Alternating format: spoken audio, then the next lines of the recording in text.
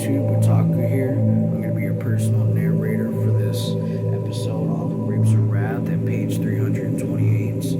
We're going to be beginning our eucalyptus inhalation ritual, but if you haven't been onto this channel before, I oblige you to go over to the channel description and please go see what this channel is about before we begin. Now to those people that have been here before, let's go ahead and begin.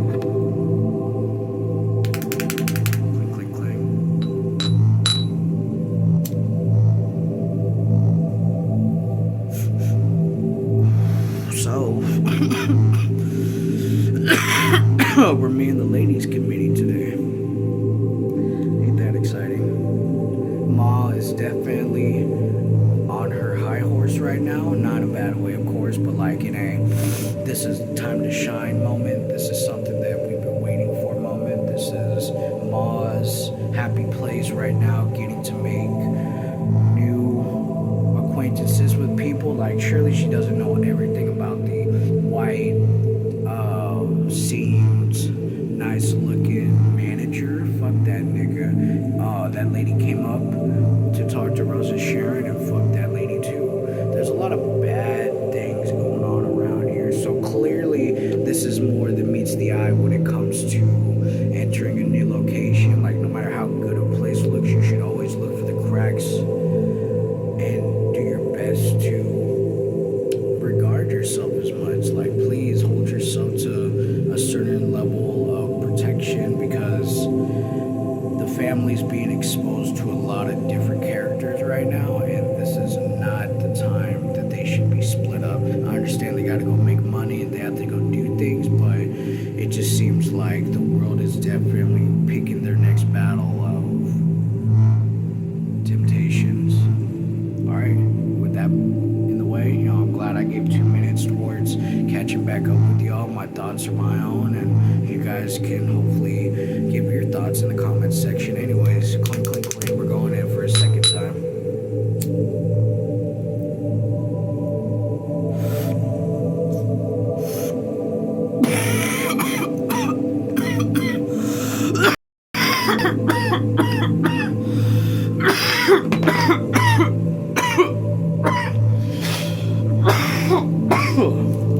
Alright, let's pick up where we left off.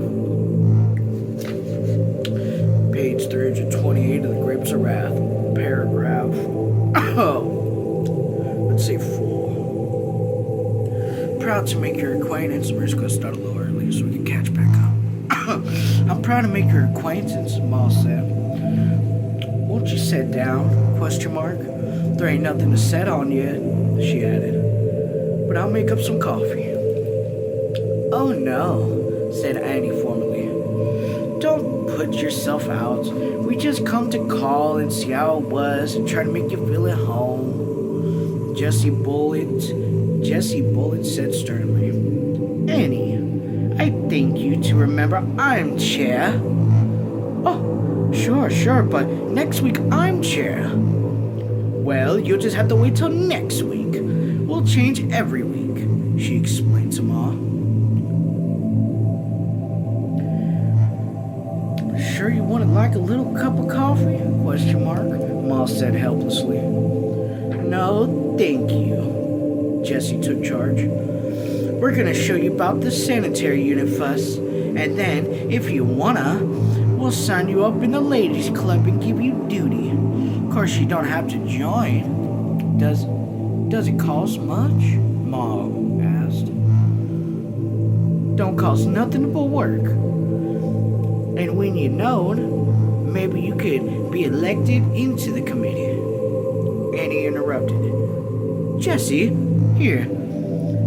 Hold on, let me do that again. Jessie, here, is on the committee for the whole camp. She's a big committee lady. Jessie smiled with pride. Elected unanimously, she said. Well, Miss Joel, I guess it's time we told you about how the camp runs. Ma said, this here's my girl. Rosa Sharon, come here. How do... they said. Better come along, too. The huge Jessie spoke, and her manner was full of dignity and kindness, and her speech was rehearsed. You shouldn't think we're butting into your business, Miss Jewel. This here camp's got a lot of stuff everybody uses. And we got rules we make ourselves. Now we're going to the unit. That there. Everybody uses, and everybody's got to take care of it. They strolled to the roofed section where the wash trays were, 20 of them. 8 were in use, the ladies bending down scrubbing the clothes, and the piles of wrung-out clothes were heaped onto the clean concrete floor. Now you could use this here anytime you want, Jesse said. The only thing is, you got to leave them clean. The women who were washing looked up with interest. Jesse said loudly, "This here Miss Jewel is Rosa Sharon, come to live." They greeted Ma in a chorus. In a chorus? What the heck? And Ma made a dumpy little bow at them and said, "Proud to meet you. Proud to meet you." I should have made that tone just a little more richer. Jesse led the committee into the toilet and shower room. I've been here already, Ma said. I even took a bath. That's what they're for, Jesse said. And there's the same rules. You got to leave them clean every week. There's a new committee on swab out once a day. Maybe you'll get on that committee. You got to bring your own soap. We got to go get some soap, Ma said. We're all out. Jesse's voice became almost reverberantal. Yeah, reverberantal. I'm gonna write that word now. I simply just write words now. I'm not gonna look them up as we're doing this, but I should have been just slightly more prepared to have some words be jotted down. I apologize. This is cutting into the time. One moment, please.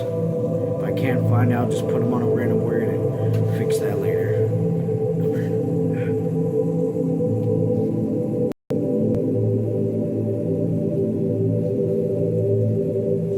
Yeah, I don't think I'll find it right now. Okay.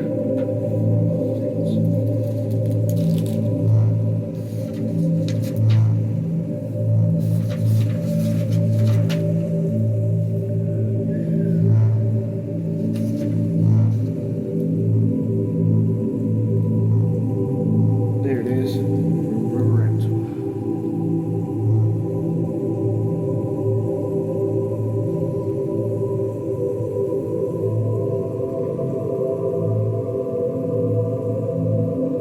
Alright.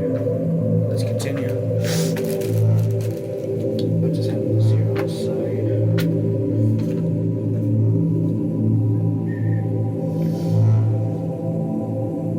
You ever use this kind here?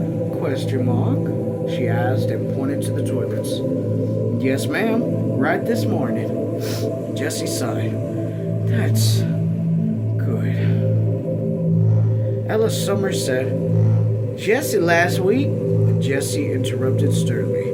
Miss Summers, I'll tell. Page 330. Ooh, we are chugging along, everybody. Ella gave ground. Oh, all right. Jesse said, last week, when you were as chair, you done it all. I'll thank you to keep out this week. Well, tell what that lady's done, Ella said. Well, it ain't this committee's business to go on a blabbing, but I won't pass no names. The lady come in last week, and she ain't got in here before the committee got to her. She had her old man's pants in the toilets. She says, it's too low, it ain't big enough. Bust your back over her, she says. Well, why couldn't they stick her higher? The committee smiled superior smiles. Ella broke in. Says, can't put enough in there once. And Ella weathered Jesse's stern glance. Jesse said, "We got our troubles with toilet paper. Rules says you can't take none away from here." She clicked her tongue sharply. "Whole camps chips in for toilet paper." For a moment she was silent, and then she confessed. "Number 4 is using more than any other. Somebody's stealing it. Coming up in general ladies' meetings, lady sides, unit number 4 is using too much. Comes right up in the meeting." I didn't even try for a female voice that time. I just believe Jesse's like this big old fat, very muscular woman. You know, she's probably out there being the most machoest man that a woman could be during her time. I don't knock her for that, don't get me wrong. It's just like, anytime you hear somebody be like, "This is Big Bertha," you're gonna imagine Big Bertha be like, "What a booski." And it's just like, whoa, whoa, is that a female? Is that a woman? Yes, it is. She is beautiful. Everywhere.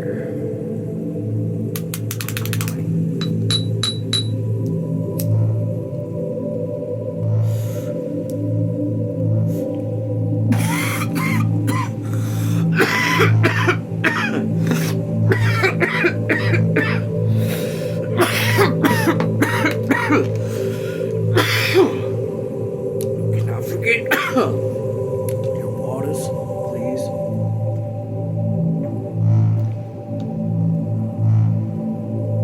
Hydration check is occurring. Also, I finished that Capri Sun Mario Kart World Edition. Pretty good. Pretty good. Tastes like sugar water.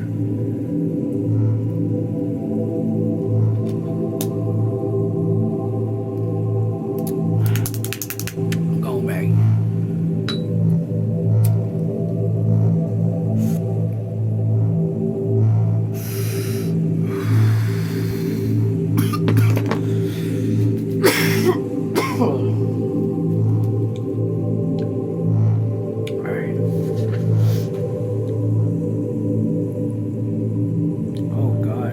That's going to be an issue. The woman is... So I was just wiping a little bit of water off from my mustache. The woman was talking about stealing going on.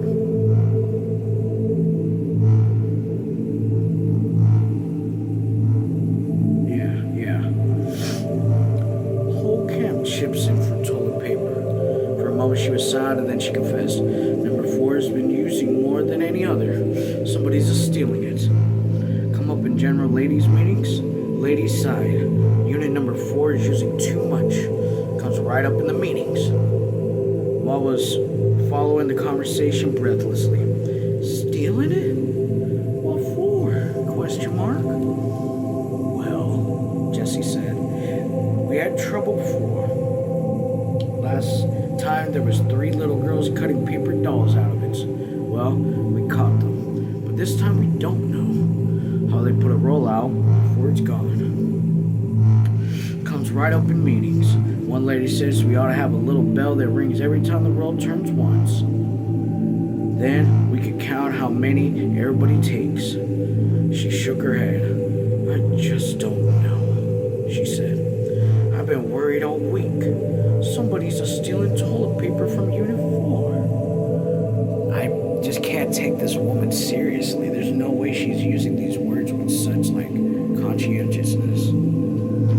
Okay, I hope that I use that word right, because my belief is she's using that word with, such conviction in her voice. She sounds almost comedic in the, passion that she speaks about toilet paper. But I guess back then, it really was that important, so we couldn't just go to a grocery store and get a 24-pack.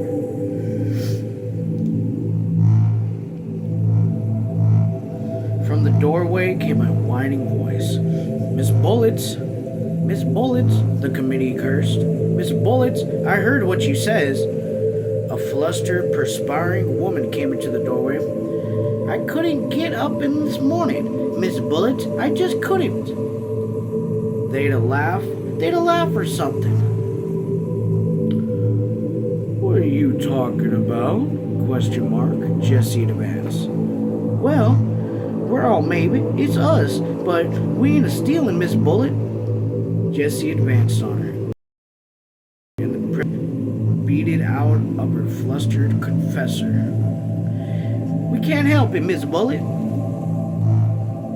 Now you tell me what you're telling. Jesse said. This here unit suffered a shame about that toilet paper. All week, Miss Bullet. I couldn't help it. You know, I got 5 girls. What they been doing with them? Jesse demanded ominously. Just using them and owning them and using them? That just ain't right. 4 or 5 sheets is enough. What's the matter with them? The confessor bleated. Skitters, all 5 of them. We were low on money. They're in green grapes. They all 5 got the bowel and skitters. Ryan out every 10 minutes, she defended them. But they ain't stealing it. Jesse sighed. You should have told us, she said. You got to tell. Here's Unit 4 been suffering shame because she ain't. Anybody could have gotten the skitters and understood. The meek voice whined. I just can't tell from them eating the green grapes. And they keep getting worse every time from eating the green grapes, Jesse. Ellis Summers bursted out. The aid? She ought to get the aid.